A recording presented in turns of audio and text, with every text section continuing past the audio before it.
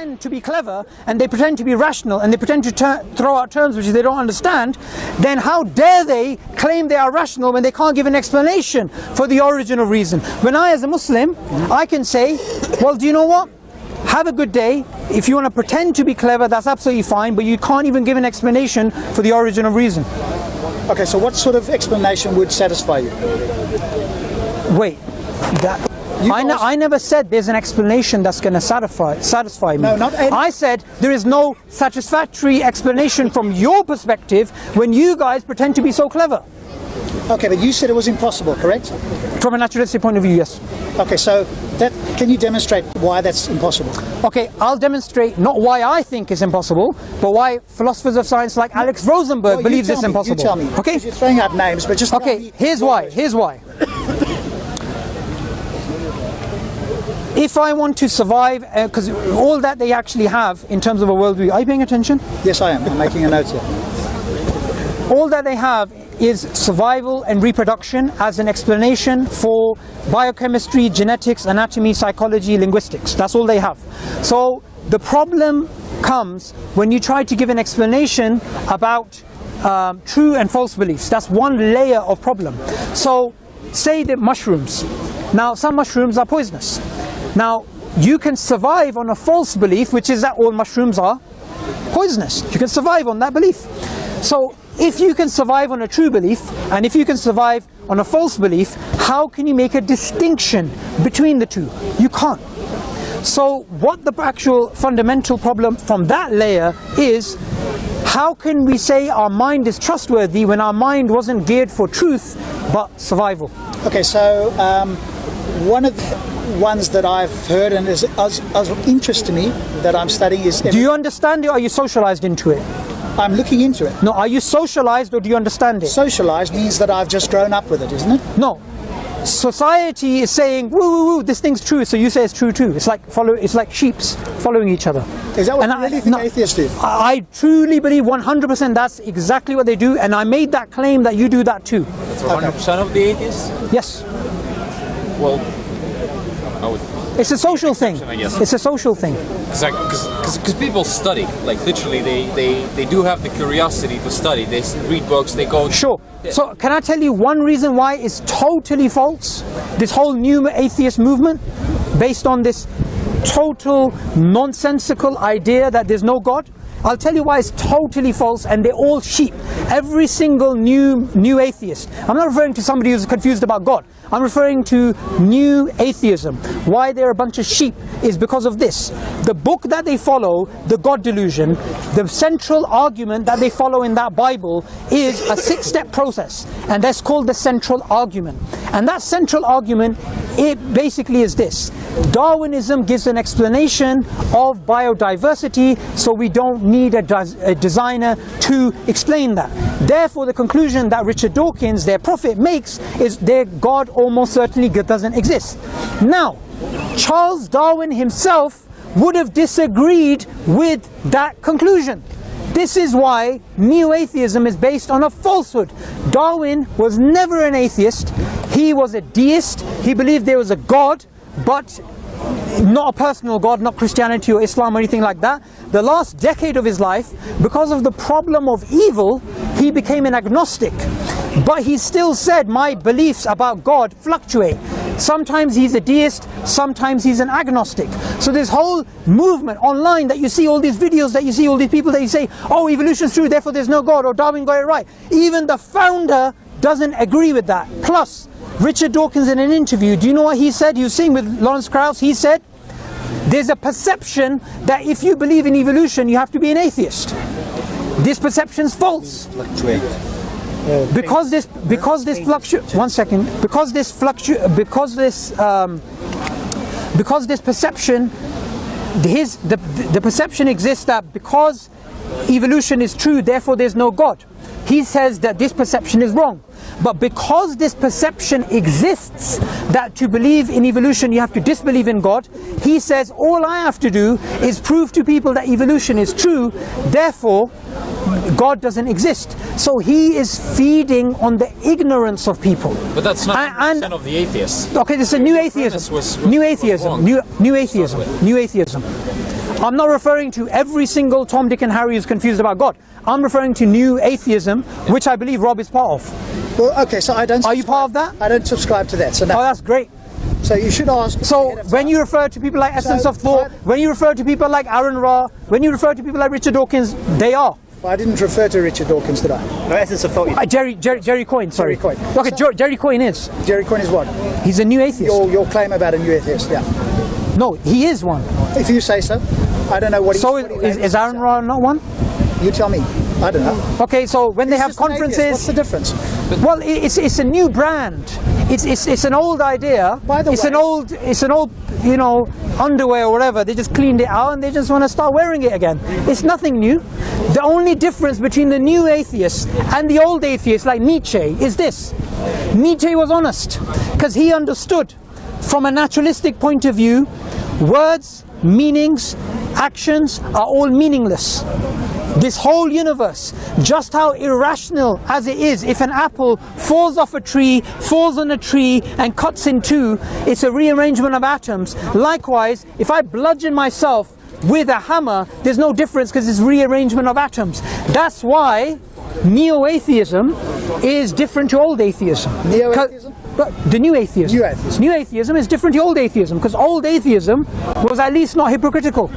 They knew there was no meaning of life. They knew there's no such thing as rights, values, morals. These are all social constructs. They knew this. But you guys pretend like you have something when you don't. That's your assertion. No, I'm happy to make that assertion. I want to know if you can challenge it. Tell me which one. Life is meaningless and it's nothing but the rearrangement of carbon under an atheistic worldview. Okay, so you mean there's no. So if I reinterpret what you say, if that's okay, you tell me if I'm right or wrong. So if there's no cosmic Y, then we're just carbon. The fact that I can give myself my own life meaning, that's not good enough for you. For some reason, there has to be a cosmic Y. There has to be a cosmic reason for the universe being the way it is. And if there isn't, then we're just matter. Okay. I'm not sure if you understand what the problem here is. The problem, as pointed out by Nietzsche, is this. This idea of self, of me, of I, of meaning, of morals, of values are nothing but the products of nature. And if you rerun the wire, you know, in the old days we used to have the VHS tapes, if you go back and rewind time and then you push it forward again, there'll be a completely different set of morals, values and meanings. Who makes that claim? This is a claim that Darwin believed in. This is a claim which Steven Pinker believes in. The analogy is taken from another atheist, Stephen Jay Gould, and back in his days in the 80s and 90s we only had VHS. That's why he used the analogy of the tape. He said if you rewind and then play again, you just get a completely different set. Therefore, it's arbitrary. What is arbitrary? All meaning, value, all of these things, they're just one outcome of many. But we can give ourselves, we can give our lives. No, sure, that sounds really nice, but Nietzsche would have disagreed with you. He would have said, that's just self-delusion. That's just some kid who is about to get hit by a football and he closes his eyes. He's like, no, it's gone now. Why would you say that? No, why would I say that? I'm not saying that because I believe in God. I'm saying Nietzsche said that, and Nietzsche argued for that. And the reason why he believed in this is he believed Europe is going to go through a crisis of existence in the future. Because it's going to, right now it's in this delusion state, it's coming out of the intoxication of religion, and it has values, meanings, morals, but eventually it's going to realize it's nothing. And that's when it's going to go mad. Okay, why on earth would you think that? Nietzsche. Yeah. He believed that if there is no God, there is no purpose, there is no objective meaning, all that we are is the rearrangement of carbon, then anything, any action that we take is as meaningful as a leaf dropping from a tree. That sounds, dare I say it, ridiculous. Okay, well, look, read Nietzsche's book on Darwinism. The fact that it's actually called Nietzsche's Darwinism, published by Oxford. Read that. Nietzsche's Darwinism. Nietzsche's Darwinism. Okay, and so why should I take that as truth, or why should I pay attention to that? My life and any other atheist or non-believer's life, we can give ourselves... Okay, so why would you disagree with Nietzsche? Because I gave you why Nietzsche believes what he believes.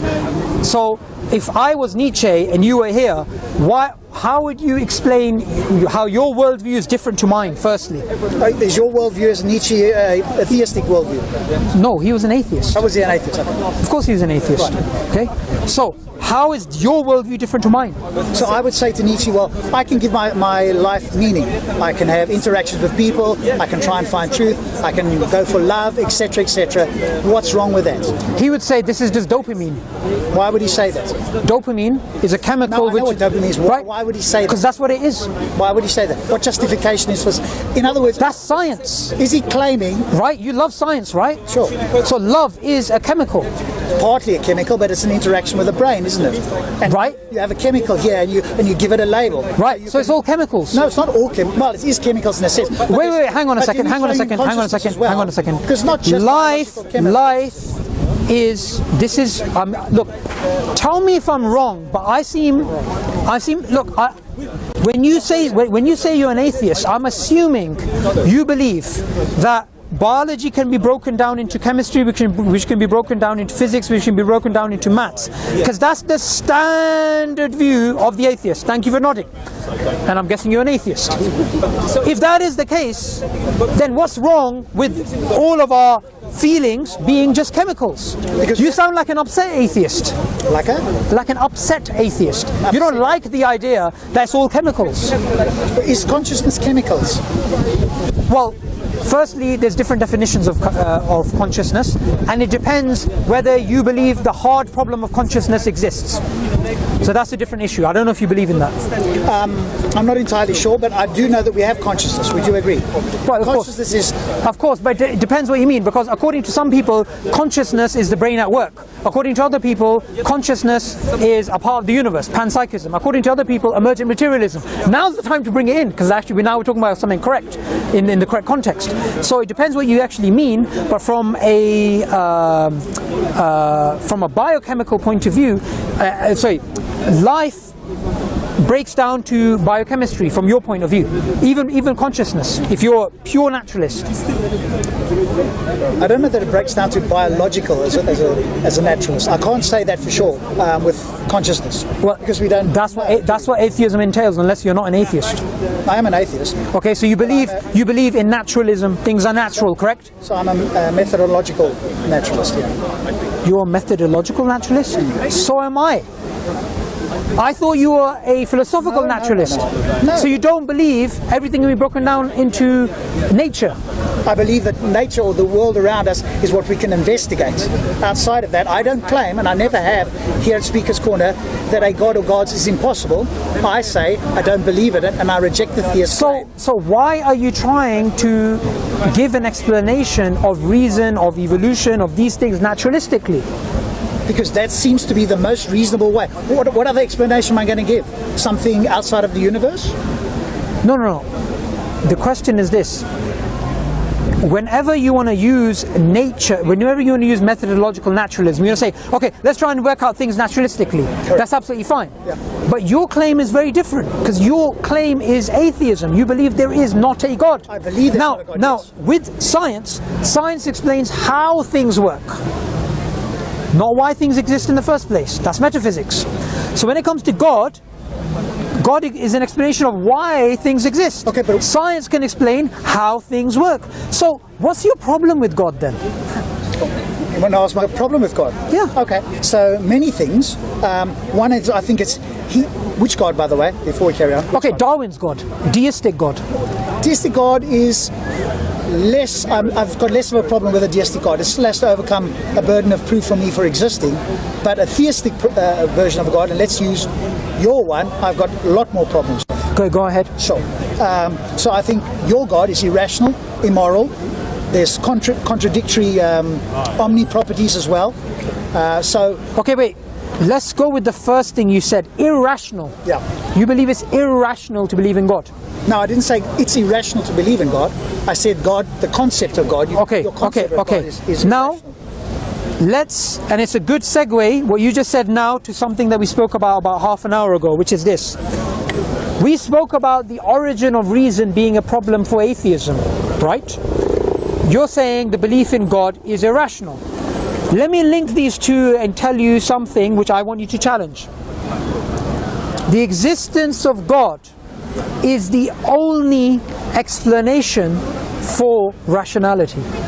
Yes, I've heard that. You've heard that, but do you believe it's true? Do you believe it's wrong? Okay, so what do you mean by rationality? Our ability to think, reflect, infer, do science, do maths, use experience, have intuition.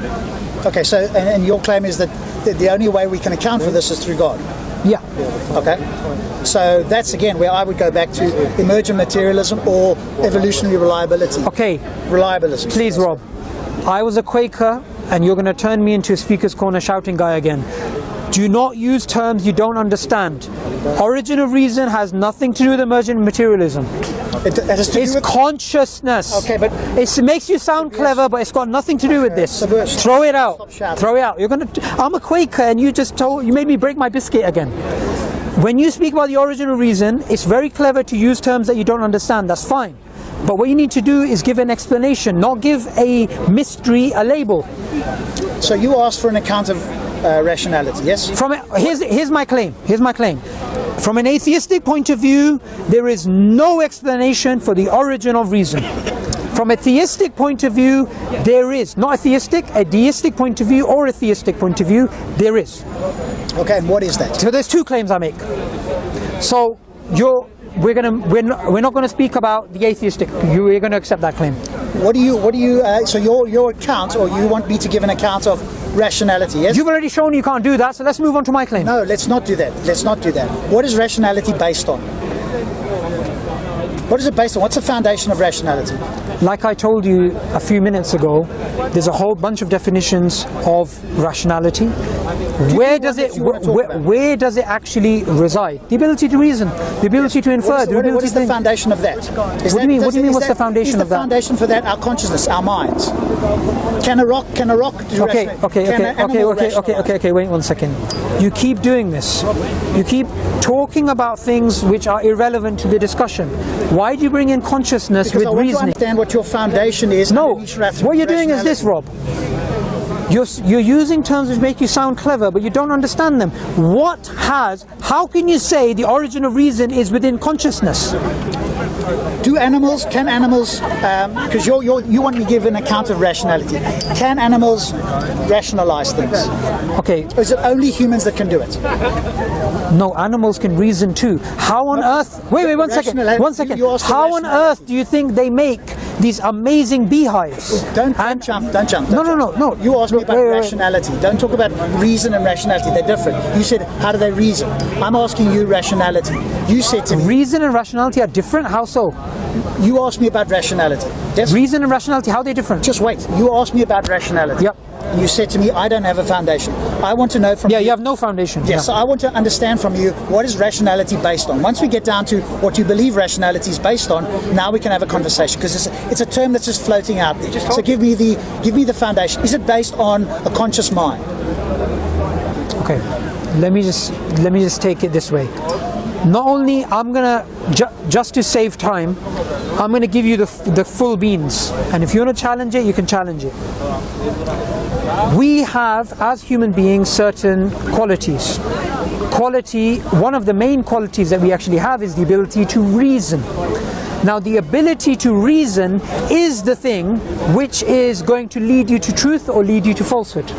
In the Quran it says, the worst creatures in the sight of God are those who do not reason. And the people who will be sent to hellfire, which I believe atheists, as it says in Islam, will go to hellfire. At least you're honest, I appreciate that. Of course they will. Because there's some Muslims who say no, you won't. Or God will make a decision. Well, I believe anybody who disbelieves in God as a category, they go to hell. But I don't believe a person, you can say, goes to hell. Because I believe even an atheist, if they die, and if God has mercy on them, they may go paradise. I can't say about a person. But as a category, atheists go to hell. Yeah, that's fine. Now, in regards to reasoning, in the Quran it makes it clear. when people will be sent to hellfire, the angels which are sending them to hellfire will ask them, did you not listen? Did you not reason? And they said no. What did they do? And this is what atheists do. They just listen. They just follow. They don't even think for themselves. So that is the reason they're going to go to hell. Now the reason why I, as a Muslim, I believe that reason has the best explanation in God is because of this. God as a concept is all-knowing. And we human beings also have knowledge. God is the one who created us. And He created us for a higher reason, for a higher purpose than survival and reproduction.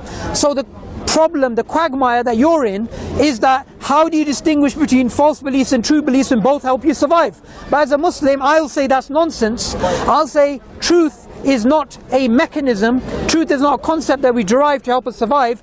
Truth exists because God is the truth. So from the truth in Arabic, God is called Al-Haq, the truth. So from the truth you get the concept of truth today as human beings. So we can reason, we can use our cognitive abilities because they are a God-given gift. That's a theistic explanation of the origin of reason. But from an atheistic perspective, all you can do is speak about survival and reproduction, which is something which cannot even account for the difference between us choosing whether a mushroom is poisonous or not. Which is why I believe, like I've said many times in our long conversation here, atheists, including yourselves, you do not understand what you're actually talking about, and it's all a social, behavioral belief system.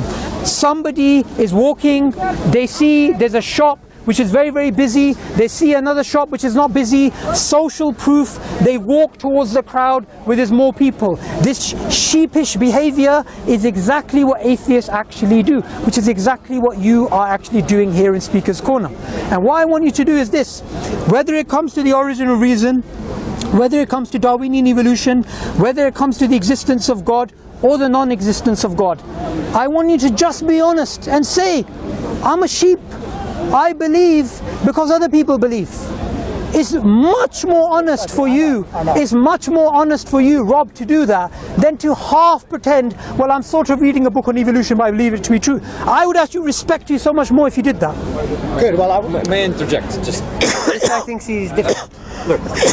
There are 2 points which I want to point to tell you. First is that your logic that if God exists, we should believe in His word and see reality through His eyes. But that still requires that you prove the existence of God, and God created the man. So your logical conclusion is right, but you haven't yet proven the truthfulness of the premise, as that God exists and He created us, right? So there's no proof for that to get to the final conclusion. The next thing is that Okay, because I was drinking. Could you just let you speak. No, could you say that again? I need to hear you out. So your logic chain was correct, saying that if God created us, we should see. No, I didn't say if. I said God did. Yeah, but that's one of your premise to get to a conclusion, but you have to still prove the premise, which personally, as an atheist, that's why I am an atheist, because there hasn't been enough proof for me to believe in the existence of God that created me and gave me the reason that you are arguing about. The second moment I want to prove to one thing at a time. I'm going to forget otherwise. Okay. One thing. I'll let you do one thing at a time. You speak about proof. Yeah. I just gave you a concept which is the origin of reason. Shovel to him. He's starting to dig his hole now. we'll see. I just gave you an explanation of the origin of reason in terms of theism. Yeah.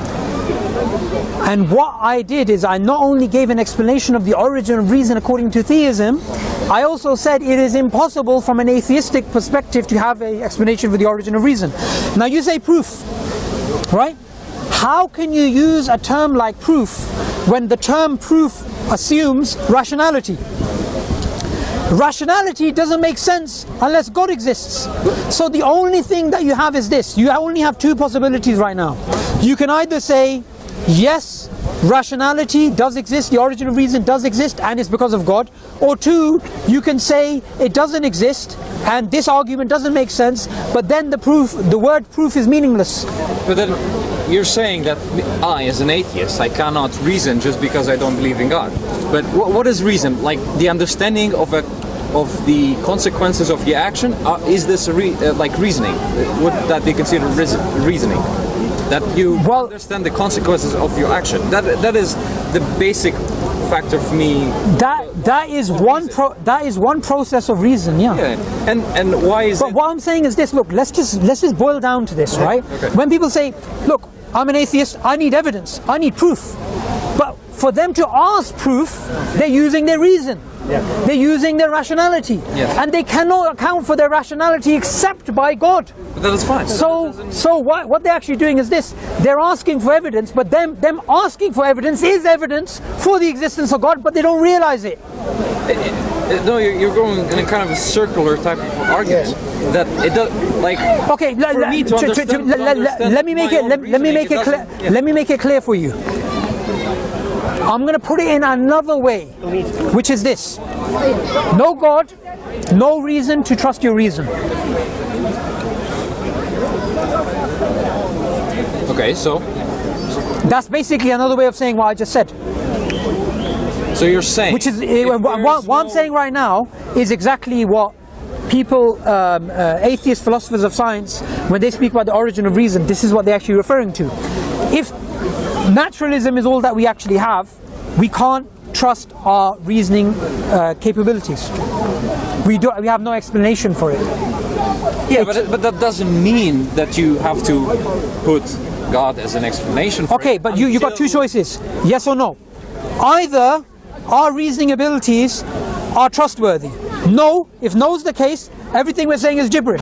If yes is the case, then the only explanation is a non-naturalistic one. So between these two, you've got two choices. You can either go with theism, or you can become a hypocritical atheist pretending to use reason but not accounting for it. No, you see, I'm not following this part. If you're saying, if we ought to trust our reason, we ought to believe there's God. That's what you're saying. No, I'm saying not using your reason, because you can use your reason and be an atheist, a deist, a Hindu, a Taoist, whatever. That's irrelevant. Have a discussion with this point in a bit. The origin of reason, the explanation of this trait which distinguishes us from the animal world.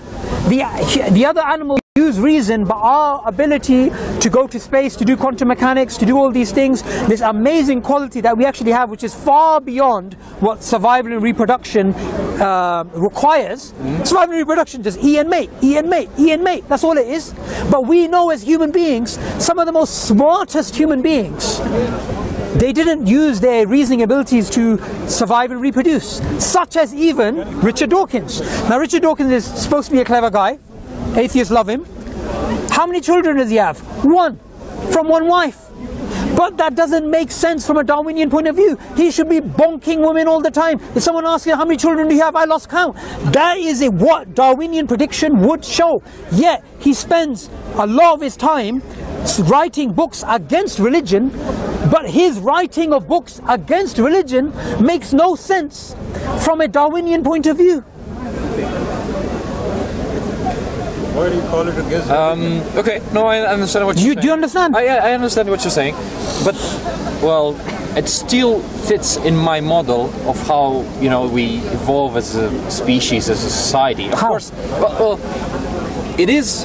I think what I'm trying to say is, I think a society and a human being and a family, like if you're thinking just in terms of evolution, Darwinism, and survival, it has a higher chance of surviving if they actually explore, reason, think more than chimps or other animals did. And it makes perfect sense in this model. Now, here's why it doesn't make sense within the model. And this is not according to me, this is according to mainstream evolutionary secular biologists. Let's see. It doesn't make sense because, one, we have reasoning abilities which far exceed the requirements of survival and reproduction. Two, we have We have natural selection, which is blind to anything which is true or false. Natural selection only sees that which gives it reproductive or survival value. This is why natural selection cannot distinguish between a true belief and a false belief. Even Steven Pinker, an evolutionary psychologist, he is probably the most well-known evolutionary psychologist in the world. He admits that natural selection has geared us for survival, not for truth. And reasoning is about arriving at that which is true, not that which helps you survive. It's still, I don't see why this doesn't fit. Okay, do you know what? Here's what I recommend you do. Put together a little synopsis. Say, can Darwinian evolution explain the origin of reason? Get it peer reviewed, get it published, you will become a billionaire. This is big business. And the people who are involved, the people who are at the top, they agree. Even Darwin, like I said, he said, would I trust the convictions of a monkey's mind? No. So how can I trust a mind which evolved like that? So all that you actually have as an atheist is this. You have the claim of using your reason, but the only way of accounting for that is the very thing which you claim against and you define yourself against, which is theism. It's again a circular type of thinking, but again, the fact that we don't yet understand how is it circular? What I'm saying to you is exactly what evolutionary psychologists say. So why are they doing circular reasoning, not me? Why are they doing circular reasoning? The only thing they are saying is that they just haven't found a way to show how this happened. They're not saying we haven't found a way. They're saying we have found that natural selection only accounts for survival, not truth. They're not making a claim of ignorance, they're making a claim of knowledge.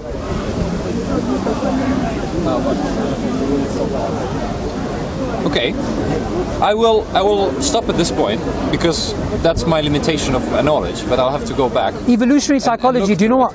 There's a really important, I would say, what Darwin got wrong, right? No, getting Darwin wrong, right? It's a book on psychology, and it speaks about, you know, evolutionary psychology, disagreements with Steven Pinker, a new approach. It's got all of this stuff, right? All of this field is got loads of vibrant people disagreeing with each other, but something that nobody disagrees with within the field is currently, as it stands, unless there is a revolution in the way that we think about biodiversity, we actually get rid of Darwin. Which might happen. Which we get rid of Darwin. We get rid of Darwinism, and we replace it with maybe a complete alternative. There is no explanation for the origin of reason. So your choice is to put God in that? No, my choice is this. There's two different things here. There is an explanation of the origin of reason from a philosophical point of view, in which I would say, yes, God is the best explanation. Okay. From a scientific point of view, I would take methodological naturalism and I'll say, go as far as you can. Well, look, don't think that religious people are anti-science. No, right? I'm not saying right? that. I'm saying it's not as simple as, you know, somebody's writing a mathematical formula on the board, and in between I rub off some of it and I just write God. It doesn't work like that. We don't believe in God of the gaps. We believe you take science as far as it goes, but we believe fundamentally science can explain how nature works, but nature exists is a metaphysical question. And it's outside of the realm of science. Okay. It's fine if you...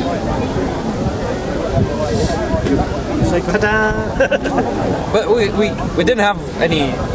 So we didn't disagree much? No, it's not that we didn't disagree. I actually think we quite disagree on some. We disagree on theology, but we can't disagree that currently, as it stands, there's no explanation for the origin of reason.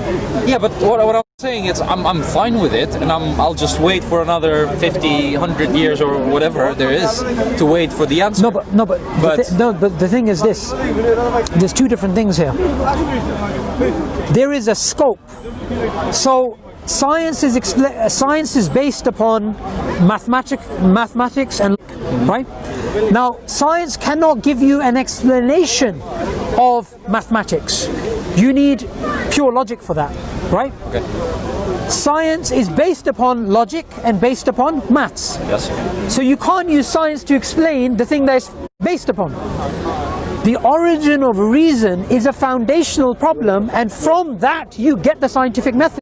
So in the same way that science cannot explain its foundations, science cannot explain the origin of reason in a naturalistic point of view, unless you basically say, what we're going to do is we're going to take a anti-realist approach to science and say it only gives you workable models, and say this is the best workable model that we actually have.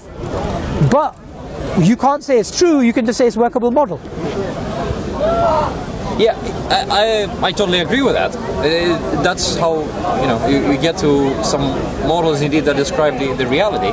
It's just, for me, as an atheist, it just baffles me, why would I include in this model something that I have no proof of, or evidence of. We don't include God within the equations of science.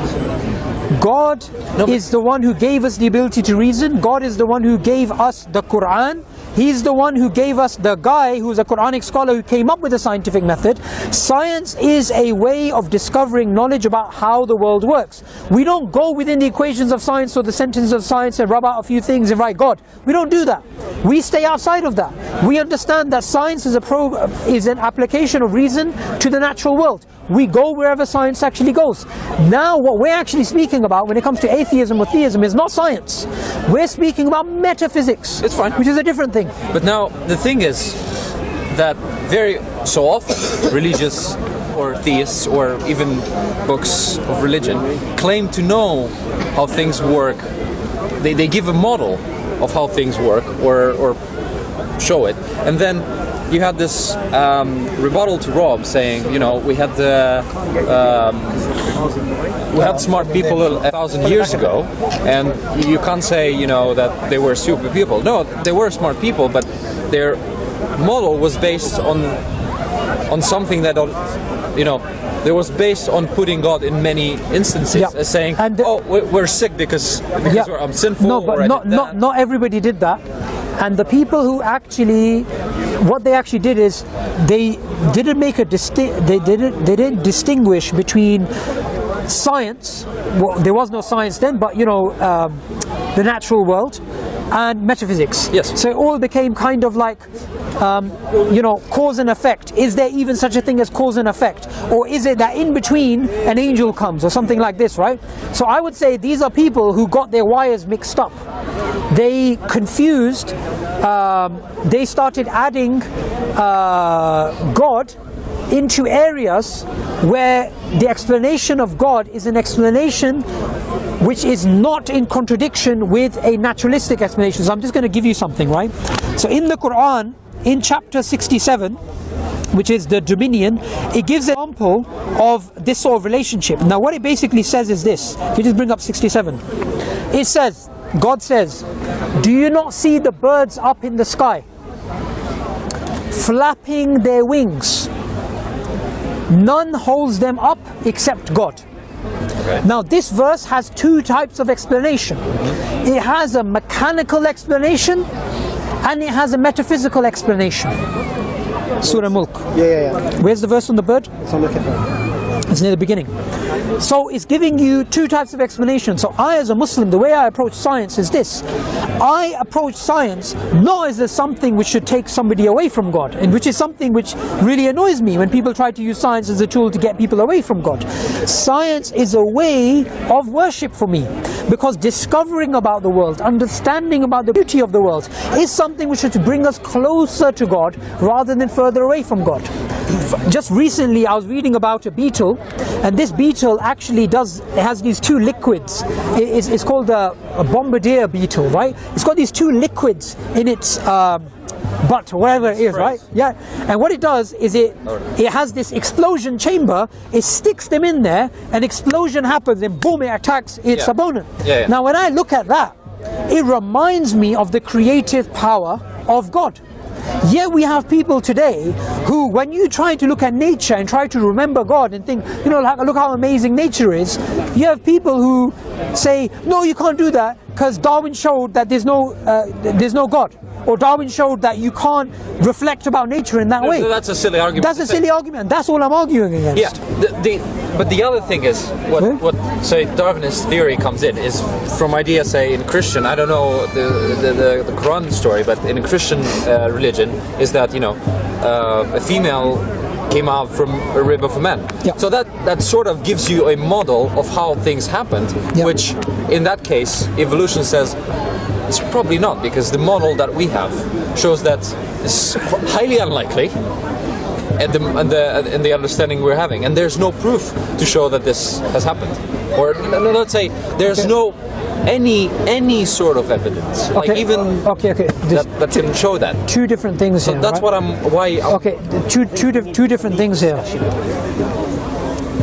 When it comes to the claims of science and what science can reach, and claims that we believe are from God, there's sometimes a clear discrepancy between the two.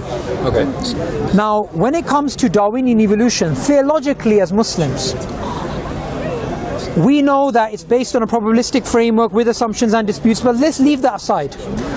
Theologically, where is the contradiction? You could say when it comes to human ancestry there is, but in regards to the rest of nature, the Quran is silent. But what we have to understand is when we use science to come to a particular conclusion, that conclusion may contradict a conclusion that is in the Quran or something else that we derive from another field, maybe in something else.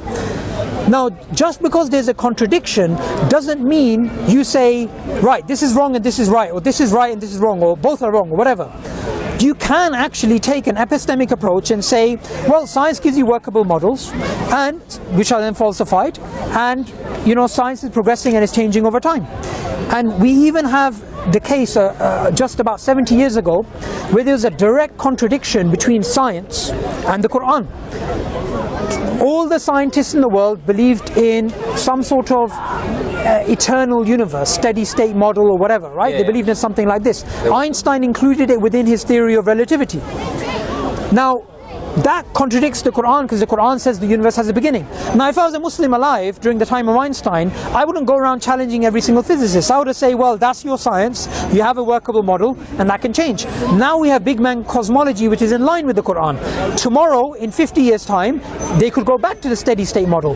So just because there's a contradiction between science and the Quran doesn't mean the Quran is wrong. Secondly, even today, in physics, we have general relativity, which is a really amazing model, lots of predictive power, mechanics, which is also very successful.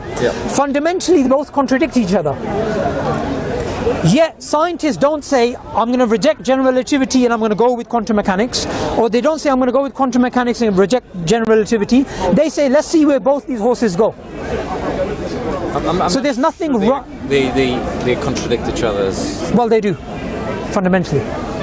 Which is why they're trying to come up with the theory of quantum gravity. They're trying to make up some sort of synthesis, right? Science can only give you workable models, which can then be falsified. So that's all it can give you. So now, my question would be, like, why me, or why would anyone, say, leave a book or a creator as the model for their, you know, worldview? Yes. Okay.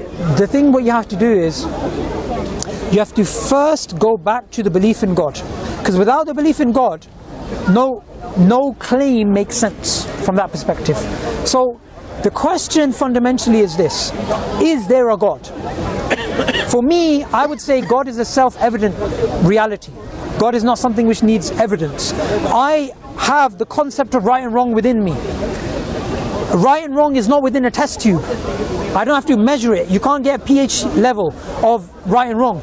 It's something within the human being, it's innate. So belief in God is a self-evident reality. It is true. Now, if I say come across someone who doesn't believe in God, I would simply say is this: the Quran tells us every single human being has an innate belief in God, which is sometimes covered by societal pressures and philosophies and ideas. And this the Quran refers to as the fitra, the natural state that the human being is in. And what the Quran says is, when the human being, even if the human being is a disbeliever, when they get into trouble, and the Quran gives the example of being on a ship, and when you're on a ship and it's about to sink and there's waves and waves and waves coming, what happens? People turn to God. Save us from this and we will be grateful. That's what it says in the Quran. So the fitra, which is the natural state that you're in, it can come out in two ways. When we use logic and reason, it can uncover the fitrah. When you have a spiritual experience, the fitrah is uncovered. So what I would say is, it's horses for courses. Some people are very spiritual, some people are very logical. So maybe you're more of a spiritual person. Maybe you need to have a spiritual experience to have an awakening. I would ask you, go home tonight, bow down to God and ask God to guide you, because the Quran says, whoever God guides, no one